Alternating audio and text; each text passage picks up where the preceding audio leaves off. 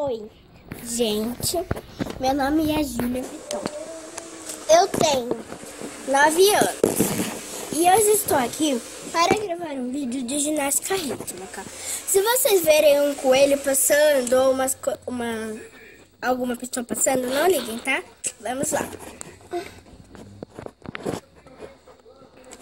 Já vou avisando que eu não sei fazer muita coisa, tá? Porque eu ainda sou iniciante, tá? Então vamos lá. Bom, gente, eu não sei se dá pra vocês verem, mas tudo bem, né? Espero que vocês estejam me vendo, tá, gente? Bom, vamos lá.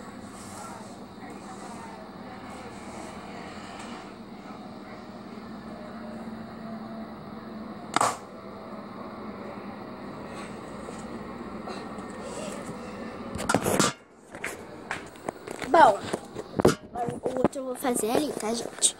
Então, por favor, né? Não reparem. Assim, olha, eu tô aqui, tá, gente? Bom, olha só. Vocês vão me ver bem pouquinho agora.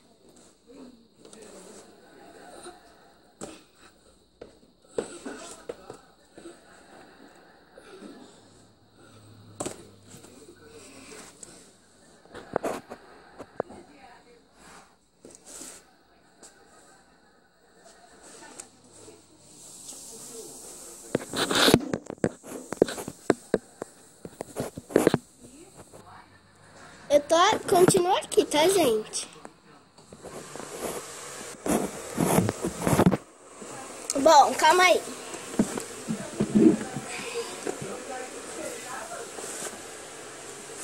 Eu vou estar aqui embaixo, ok?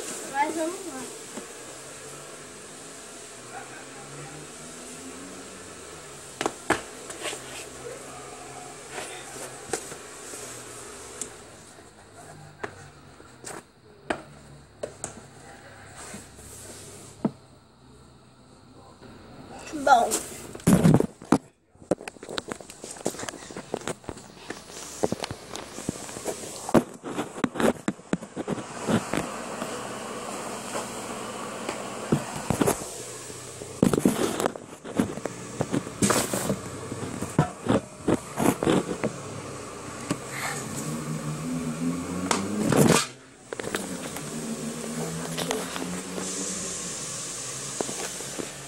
Bom, foi isso.